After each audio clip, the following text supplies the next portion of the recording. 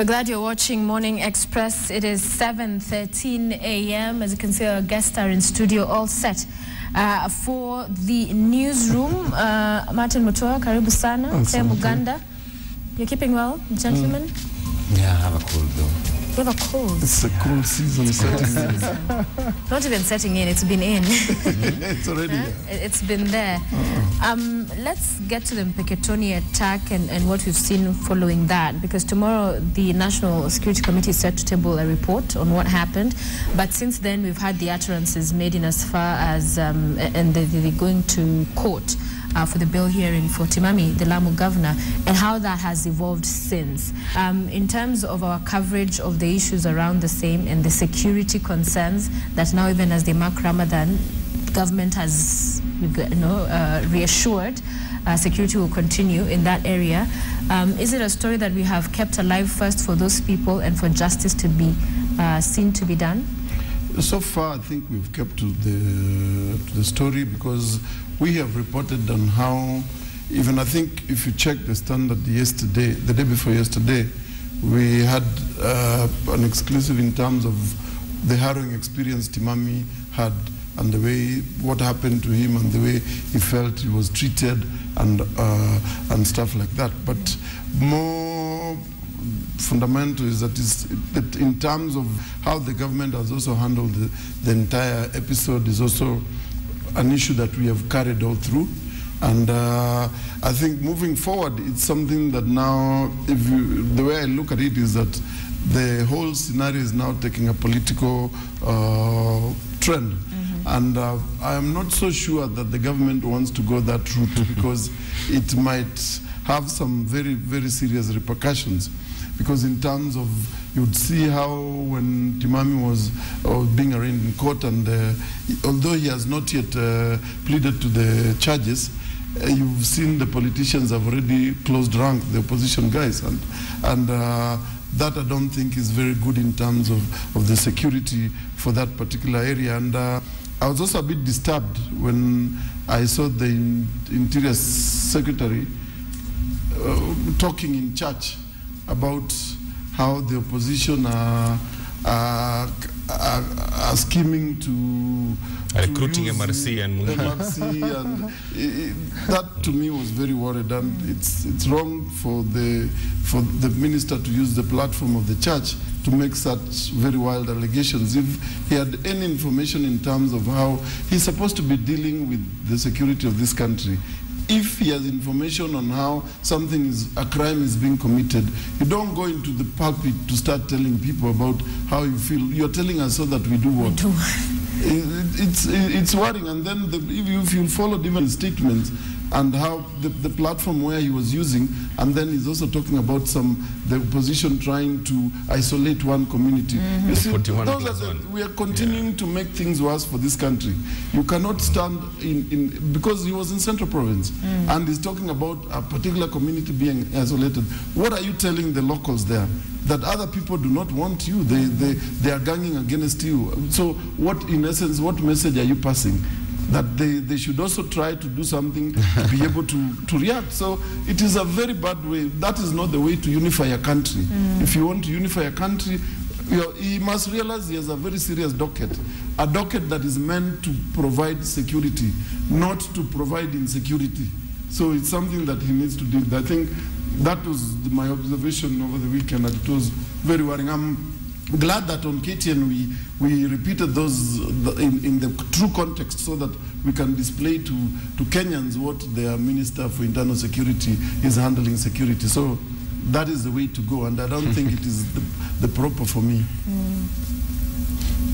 Clay, are you so astounded as silence to be the only way to respond?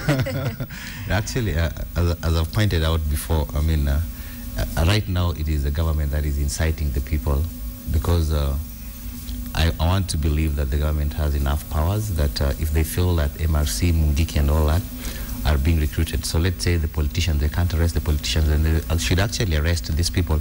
And I'm glad that actually the media has not shied away from pointing out this thing, that Mr. Olelenku needs to have these people arrested.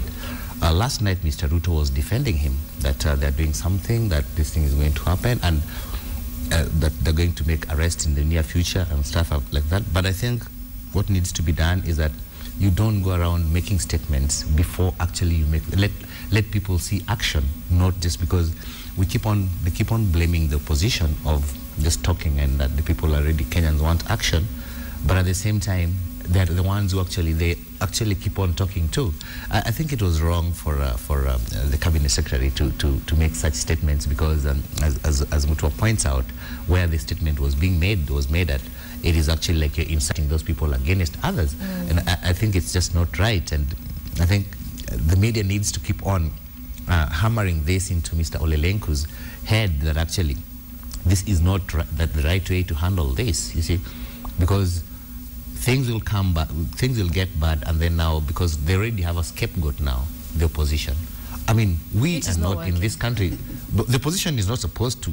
No, I'm saying that scapegoat is not working for them. Yeah, but because if anything, we are not. We can't. If anything happens, we're not going to blame the opposition. We will blame the government. Yeah, because the problem I think you're setting ourselves up to is what happens next time. God forbid, there's an attack. You know, and something happens in any part of this country. We go straight and say it was government, it was opposition. That's it. We just lost focus completely of general insecurity. But things that would really happen, and they happen because of criminal elements, now we've policized them.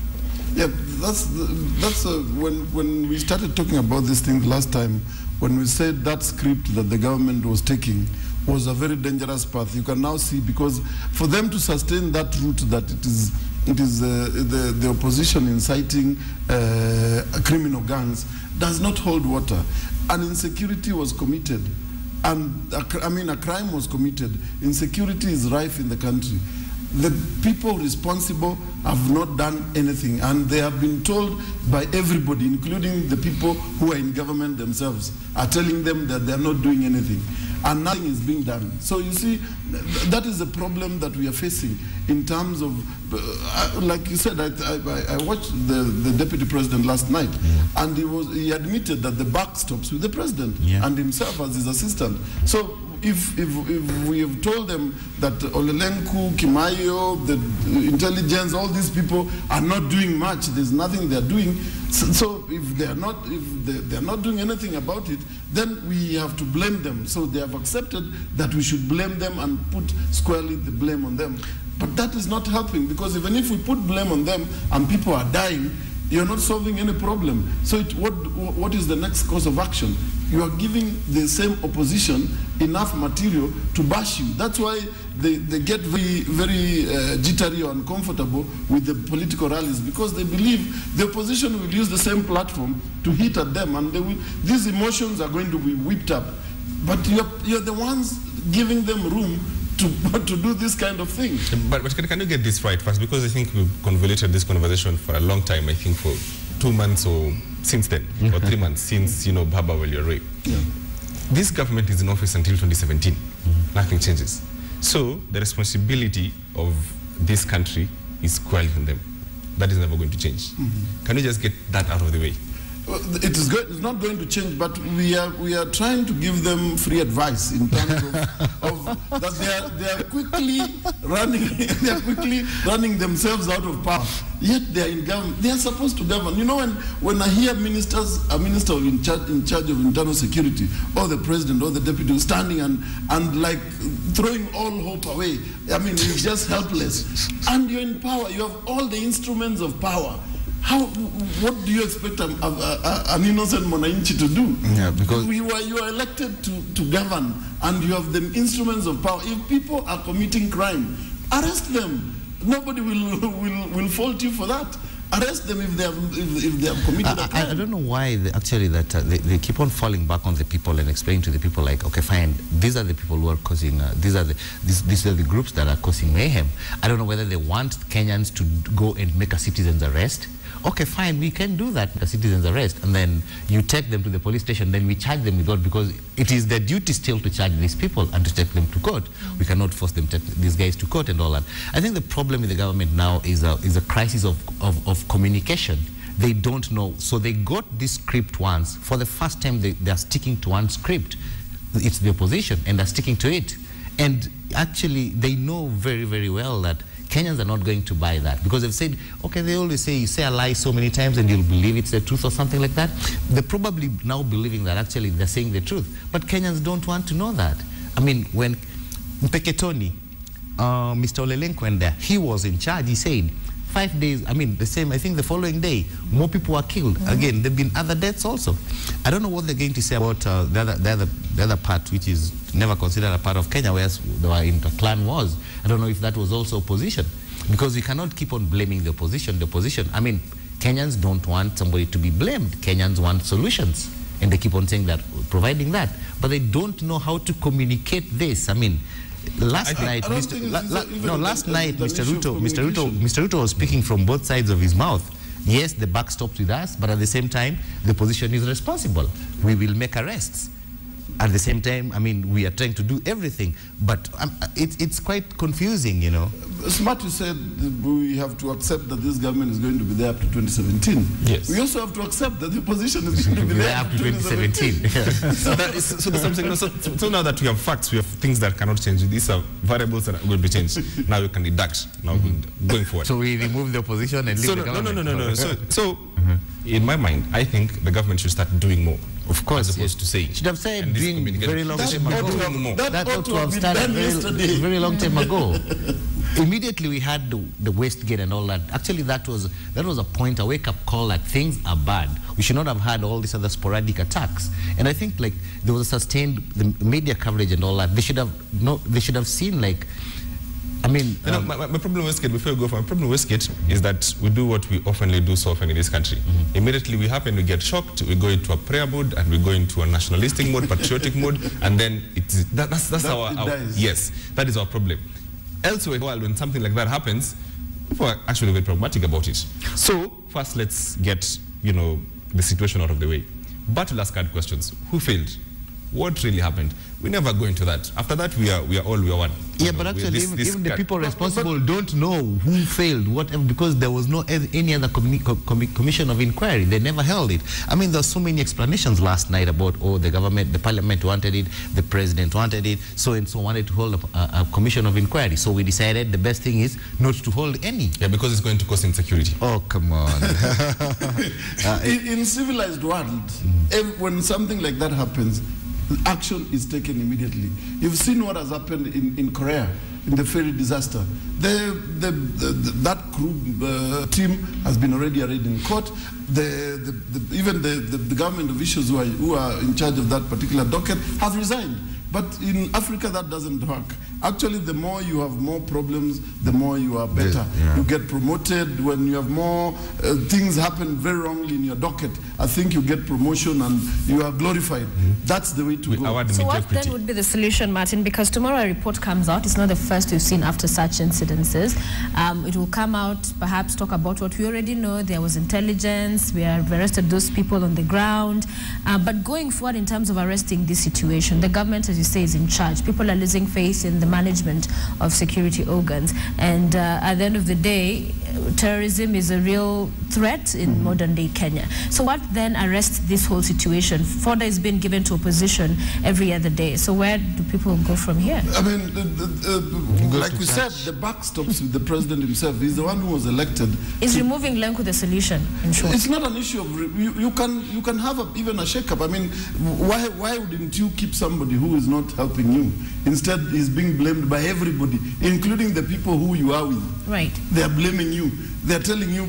I mean, in the past, we've seen there have been when certain issues happen, there's always a shake-up in a particular area. Why is the president feeling so difficult to even to reorganize his entire security team? He has the powers. They are the people, his advisors. These are the top of his advisors. If things are going out, it means they're failing. He's not getting proper advice. Why is he, unless he's feeling indebted to them, that there's certain things that they probably know, that they feel that he must keep them very close to them. But we said this government is big. If he loves them so much, he can give them other things to do, and he can let other people do the work that they're supposed to do. And it is so easy. I mean, why wouldn't you feel that? But I understand that there are people maybe in the security docket.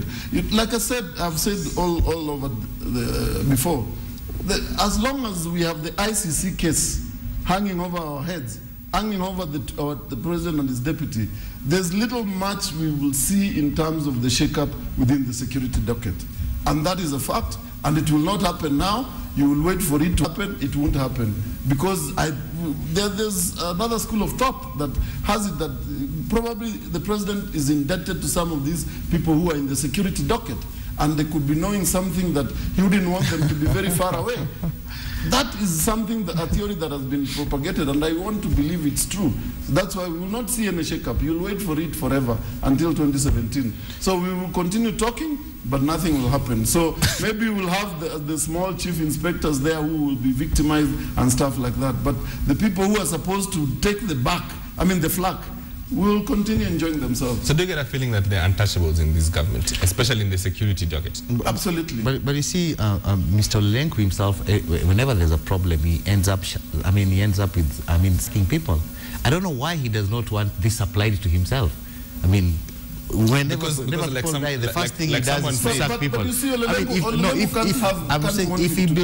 he believes that is the only way to solve problems, sacking, why can't actually the president see like, okay, fine, my guy here believes that the sacking is the best way out of this. Let me sack him as a good example, you know. Because Olelenko can be a sacrificial lamb, but I'm talking about the entire security system. Of course, system. yes, I know, yeah. It's very compact, and it will be very difficult to tell Uhuru Kenyatta to shake it up. Yes. That interior docket is the government. Of course, yes. Yes, it's the one that can fire everyone. In fact, I think we've been making the wrong supplications. Should ask the interior government, please, could you fire? No, or everyone else. You know. No, you cannot. You removed Olelenko from a hotel and gave him a plum job. How do you expect him to resign or get away? It's not possible. It can't happen. Oh, come on. That will not happen. For him to get out on his own volition, no way. Maybe the president, I don't think Olelenko is indebted to the president. You see, it's only that he's there because of probably political reasons. If he's removed, maybe the people from his backyard will make a lot of noise. But I'm sure there are many Maasais, if it is a Maasai who has to occupy that place, who can be appointed. When there was a problem in Somalia, I think, the other day when they attacked Parliament, when there was an attack on Parliament, I think the internal security minister resigned. If Somalia can do it and we keep on saying like, oh, they've not had a government, and then we keep on shouting like, oh, we are the region's biggest economy, we need stability. Why can't we set a good example? Because actually what's happening now is that Kenya keeps on setting bad examples, you know. All right, national dialogue, Sabasaba, fast approaching, countdown is on. Kidero spoke out the other day, says he thinks it's a bad idea. Mutua as well, and other affiliate parties to CORD. But also we're seeing the Western powers, the envoys, talking about the same, saying, you know what, this is a bad idea, these two should sit down and have a conversation. The rallies and more so the Sabasaba itself has been planned for that. That should not be happening at all. You see, we've been creating a lot of hype about these rallies for nothing. We, the media. Not we in the media. It's not we in the front media. page stories. No, we carry them, and the government gets jittery. Do we not give them priority as well, always putting them on the front page? It is for nothing. If they could accept advice, these rallies will have nothing to, will not even make them. They held one in Eldoret. Nothing. We had a problem. You saw the other time, like I said, the governor in Eldoret was saying these people should not come here. They're going to cause insecurity. They went there after they left. As people died there. Nothing. Okay. They were in Tulele. Nothing happened. Believe you me, even if they don't create this hype, even if you go to Sabasaba, it will be politics, and people after that will go home. It will be Sabasaba, and tomorrow will be Nane. The government is getting jittery over nothing. These are not things that they should be worried about. They should be worried about more critical things, about how they can make this country stable in terms of security and also investor confidence and stuff like that. They should absolutely not be worried about what the opposition is doing. In fact, what they should do is to ensure that there's enough security in those rallies, and everything will go on. At 6, it will be over. If there's anything happening after that, then the government can be able to deal with the characters who will be causing insecurity or crime, stuff like that. But believe you me, they are getting worried over nothing. There's absolutely nothing to worry about. Unless there's something maybe... Claire, are we fueling this as well in terms of our coverage, and we keep talking about it as well as the media? Because that's the only message we're getting from the government now. There's nothing the government keeps talking about. Yeah. So, okay, unless right now we stop covering the government, because nothing is coming from the government apart from Sabasaba. At the same time, last night, I think they said that they're going to provide security, and nothing happened in Eldoret. That should be a pointer. You see that nothing has happened so far. And most of the time in these rallies, actually what happens is that there's never chaos until the government, or rather the police officers, come in. You see, yeah, that's when the chaos. Oh, I've had that argument before. You know, that because how come nothing happened? University of Nairobi students say that they were holding peaceful demonstrations until the police decided to start rioting. We're talking about people. But you see, like Eldoret was actually a hotspot. Nothing happened. Eldoret was supposed to be the hotspot. Nothing happened completely. But having said that also, I mean, Mr. Mutua, you've covered all these gentlemen for a very long time, these politicians. I think it's not even about now, it's not about even the Sabasaba or what the Kenya wants. I think the whole thing is revolving around Mr. Odinga. You see, because everybody says like all these governors, the way it's reported, so-and-so has cut what? Cut ranks or... cut ranks with Mr. Odinga Sabasaba. It's all about him. And I think what needs to be told is like, okay, fine. What is his way forward? What does he want after this? What happens? What happens after that day? After that? Not to Kenya, to him. Why are you worried what will happen after that? To Mr. Odinga. I mean, what is his game plan then? Should put its, I mean, should stay on its script. If they have a certain program or agenda that they are out to activate, I mean, sorry, to execute, let them keep to that agenda and not be worried about what will happen. What will happen? There will be a rally, and after the rally, it will be over. What else will be there? Why are you worried? Because Raila and CORD are pushing for a certain agenda, national dialogue, to deal with these problems and challenges the country is facing. So their therefore, and that deadline for all these issues to be addressed is that Sabasaba. So after Sabasaba, does it mean now they'll stop having those issues? Have we probed them and questioned them? What happens after that? If your request is not met clearly, it does not look like that's going to happen, then what happens after that? After that, they will tell us what they want to do, because they are we're not asking them, so we're waiting. Why should we ask them? I told them, we cannot script for the opposition. The opposition is in this country to keep the government in check. And the government is there to govern and be able to provide leadership and direction. Let the government govern and be able to meet. Actually, if they outdid the opposition in terms of what these people want, the opposition will have no agenda. But the government is giving room. Every other day, they are committing blunders which would not happen. Like even this case that I've seen in Mombasa, without going into the merits or demerits, because we'll be in contempt, the one of charging Mishi. It is not a case that the government for sure wants to go that route. You're charging her for uttering words that this government is being run by two communities. Do you really want to go that route? if properly the court hearing starts, are you really ready for that kind of case? We are going to divide this country completely. Okay. So, as we continue, we also want to bring our viewers fresh pictures. I know you've been perhaps catching our news alerts this morning. There was a plane that crashed in I was about to say Eldoret, in Mpeketoni. Is the opposition responsible? And we have those pictures for you. So all 4 people aboard that plane that crashed this morning have been confirmed dead. The passengers were en route to Mogadishu when the plane they were in crashed shortly after takeoff from the Jomo Kenyatta International Airport. The plane, which was transporting Miraa, crashed into a building and burnt into flames near the administration police training school in Utawala, Embakasi. Incident occurred at 4 a.m. this morning. Red Cross and police are still at the scene of the incident. Ketian will continue to bring you updates as the story develops. And those are fresh pictures you're seeing there on your screen from the crash scene, and we'll continue to bring you more updates as we get them. So gentlemen, the hate speech as well? Oh. Nobody knows. Actually, I think now nobody knows what hate speech is, because I think that needs to be defined based on what some opposition members are being accused of. Actually, the same way they speak is even government, some guys from the government actually talk the same way. I think if it's hate speech, then they either need to define it or actually hold everybody, all the political class to court. Because I think were they not all summoned? No, I mean, like all of them. Every time a politician in Kenya opens his mouth to speak, what comes out is hate speech, either against one another or against Kenyans. These guys, there's nothing like actually when they speak, they show some love for this country or some love for Kenyans. It's all about hate speech, you see. There's nothing that these guys are doing. Everybody should, either they define it and tell us, or we just continue the way we used to continue before. This idea of having some people in office and trying to define hate speech, I think it's a waste of time. Because nobody has ever been arrested ever since we started all these things about hate speech, hate speech, hate speech.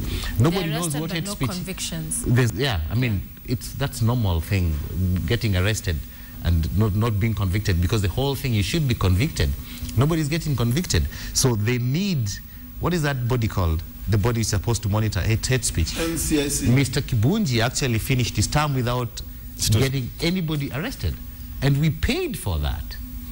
I mean, taxpayer paid for that. So I think this whole... As the media shouldn't also be coming out and saying, okay, this is what has been said to be hate speech. This is what the constitution or the law says about what hate speech is. Should we be breaking it down for 90? Because everyone talks about hate speech, incitement, and then why do we have that not getting to convictions? Is it because it's in the first place just pure politics and not really hate speech? There's also a very thin line in terms of where you can draw the line in terms of who is speaking hate speech and who is not. Hate speeching the other. So I was wondering when this would come back. Let's not hate speeching each other. So it's I mean the National Commission for whatever for hate speech, yeah, is the one which ought to have, when it was constituted, was supposed to have come up with the parameters in terms of what hate speech is all about and what is not hate speech. And they were supposed to have given us, brought out all these. And I think since that happened, and it was in the last government, if they only made those convictions that we saw, there arraigned some MPs in court, but they were all later released. But if they had been more proactive and be able to ensure that we have a proper understanding in terms of what people ought to say and what they should not say. If you look in the wider scheme, as we always trying to look at issues in the wider scheme of things, when you have an important issue to discuss, like elections, preparedness for the elections, are we going to conduct these elections? Are we ready? Someone comes up with a good script, say let's keep peace, and we all run with peace and forget to ask critical questions about, can we run really these elections? Because if you discuss that, you're going to cause insecurity. If you have problems in this country about people feeling we're out of government or government is being run by a few people, are we not discussing that honest and carefully? I can say, no, you see, you can't say that, because when you say that, it's hate speech. No, that's what I'm saying. Like, there's a very thin line, because right now, I think this hate speech thing is being used now as a tool. Like, if you ask the critical questions, then you're being told, like, oh, that's hate speech. That's hate speech. Yeah, and then when they're doing that, when they're actually using it as a tool, they end up actually also hate speeching. Because so when do we actually have honest conversation and truth and speak the truth about issues that are serious in this country? Like land, it's a serious issue. We never discuss it. Never discuss it. Oh, come on, when you start discussing it, you're causing insecurity. So when do we discuss it? Because if we don't, then we'll never solve it. But that's the problem. In this country, truth, I think, is people are very allergic to truth, and they would not want that done. Because even at times I've even encountered, even when we print certain things, we are deemed to be dividing the country, and we sort of are to be contained. To be one. This kind of atmosphere is everywhere. And that's why I was saying this body was set up to be able to mitigate these kind of factors. But they failed. That's the problem. If they had put their foot down and we had proper mandate, and we would have seen probably convictions of people who have gone overboard, then people would have known that this is not a path to cross and this is where to stay. But that didn't happen. And it is also a body which is supposed to bring about cohesion within various communities, within various people, and even in the country in general. That I don't think we've seen. What we've now seen is that things are even now getting out of hand.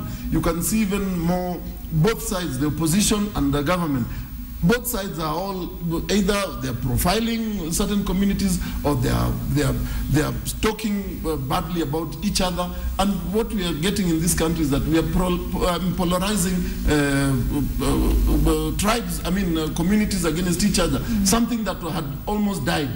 But now it has been resurrected, and it's going even to very alarming proportions. I hope something is going to be done with this commission so that if it's not properly constituted, let it be properly constituted so that it can take its mandate. Because right now we have staff who are there earning salaries, yet we are not seeing what they are doing. So it's something that needs to be done. But even as we do that, even our leaders also and everybody else has to take responsibility in terms of how you relate with one another. I mean, as we can allow the leaders to hate speech, whoever they're hate speeching, but as individuals, we also have our own mandate in terms of allowing the way we are living.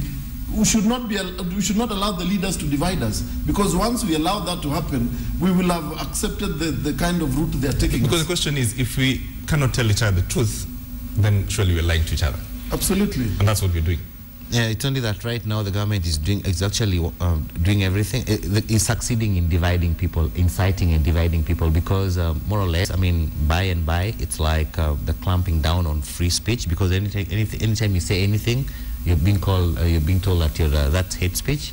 And the commission itself, that commission for cohesion, there's nothing else they do about this bringing people together. The only thing they've been buried in these two words, hate speech, which I want to believe that actually they also cannot define.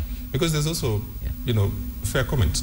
Yeah, there's fair comment. I mean, like when people talk, I mean, like when the TJRC report, there are some sections which had to be expanded because no, we cannot discuss this, it's going to divide people. So this idea of sweeping things under the carpet, and I think like, sometimes I think, yes, the media does like maybe 70% good and brings up these issues. But then the government comes and says like, no, you cannot do this because you're dividing people, this is causing insecurity. But we also focus on where the other problem lies, which is not just the leaders, it's also us as a people. The conversation KTN was having over the weekend, tribalism. You see it on social media, the comments people make. So it's not just them, because they're a reflection of us. Of course, yes. I think so the problem is also with every one of us. Yeah, I think let the people vent, because actually it shows that they have all these problems. These problems are there. You cannot tell them like, no, don't talk about it. And then we go to social media, new media, where people are kind of faceless, and you see actually that these things are coming out. Yeah. I mean, so let's not lie to ourselves like actually, there's a lot of hate speech on new media. New media is going to divide this country. No. What happens on new media? It shows that actually the country is already divided. No, so you cannot blame new media, or you cannot blame even traditional media. But it's everybody who's to carry the cross. That's it. The responsibility in terms of whether we're going to go tribal or not lies with everybody. It starts with me, it starts with you and everybody. We can, if we were to resist in terms of ensuring that we are not going to be divided, the guys at the top who are our leaders, they will go nowhere. They will have no room. They will have no audience to say those things, because they know it resonates with their people. That's the problem. Yes, And it gets bad even that, like I was saying last week. You at times you even see people who are, you want to believe have gone to school, are professionals, but when they come in terms of thinking, people are using their ethnic prism to be able to think. Even on social media, people, you would imagine that they would not even have that kind of thinking. You see people thinking through their ethnic prism. It's very disturbing. Yeah, like there's this story through the week, I mean, this starving El Molos. I mean, nobody has come out and talked about and said like, okay, fine, this is a group of Kenyans who are starving. But actually, when some people were attacked somewhere, the president came like, this is an attack against one community. El Molos are also one community. How come nobody is speaking for them then? How many are they? No, so you see, how many are they? So you see, what I'm saying is, even at the top, you see this division where something happens, and so the presidency comes out and says like, no, this is an attack against one community. Nobody has ever talked about the other communities that get killed somewhere. So you see there's a script, okay, fine, Kenyans, they said down here, fine, we are going to be united, we are one, the way they did during Westgate. They were so one, Kenyans were so one. But then at the top there, you still see these divisions, because even the political class rely on their tribes, you see. I think we've said this before. Tribe Kenya is a myth. We don't even talk about it. It will never happen. Yes. We should try and get away. No, this can happen, Clay. If it starts with you and me, a lot of work. and everybody else decides that we are not going to go tribe. Of course, yes. I don't know where Matende Chere comes from. I mean, you don't I don't know where James Smart comes from. Problem. You see, you do not need to know where someone. That's what I'm talking about. You see, it starts with us. I mean, some of us are, but you see, the whole thing is we are only 4 here. There's a whole group of people down there who actually listen to, hang on to every word a politician says. They will not believe whatever the media says. If the politician goes there and says that the media is wrong. At some point, Clay, we have to also leave the politicians out of it and say, see, these politicians didn't elect themselves. They're elected by millions. Of course. So at some point, we have to say, Kenyans, own it. We have had big part of the problem, because we voted for these people. So this idea that, well, politicians, as much as they have the platform, but we put them in office. So Kenyans have to know. And we allow them to speak like that and cheer them and say, yes, they don't speak in their bedrooms. They speak in public. Okay, so I mean, it goes back to a failure to ask critical questions, because as Martin pointed out at some point, it depends here. If you're notorious, then you become actually the nice guy. You become popular. Depending on how notorious you are. Clay, we have 5 minutes. I want us to talk about one more issue before we go. Cashless system of fair payment in PSVs. So these guys always seem, when it comes to deadline, D-Day, there's always that, oh, we're not ready, give us more time, and they've been given more time. But what do you think, in as far as the issues the MWA, MOA are raising, and what the government maintains must happen in due time? That project is a good idea. But it has not been, if you ask me about cashless, I have no idea, and I'm a journalist. I have no idea how this thing was mooted, how it's supposed to be implemented. I doubt even the public know how it is supposed to be implemented. So communication here was zero in terms of how the gadgets are going to be acquired, how the implementation is supposed to start, where am I supposed to get what am I supposed to get in terms of to use in the matatu? I have no idea where I'm going to get it from. So if you ask people, they don't know where they're supposed to get if it's a ticket that they're going to use in the matatu, they have no idea. So I think in terms of implementation and awareness, that one, the two players failed, because they have not told Kenyans how this thing is supposed to work and how it is the modalities of the entire process. So the idea could be noble, but they have not informed us on how to go about it. So it's something that they need to go back and deal with it and show, because millions of Kenyans are using the public service vehicles, but they do not know how it is supposed to operate. So who are you? My problem with this thing is that we have always viewed the matatu as a problem, and instead we've made them the problem. Instead, these are people who carry millions and ferry them in between work. I mean, it says about our failure for this country to provide a transport system for everywhere. So the matatus look for a way. It became a business, a public business. Yeah. So viewing it as a problem, we are fixing the government, fixing a problem. All right, which might not really have existed or does not exist. The problem of traffic in this country is not caused by matatus.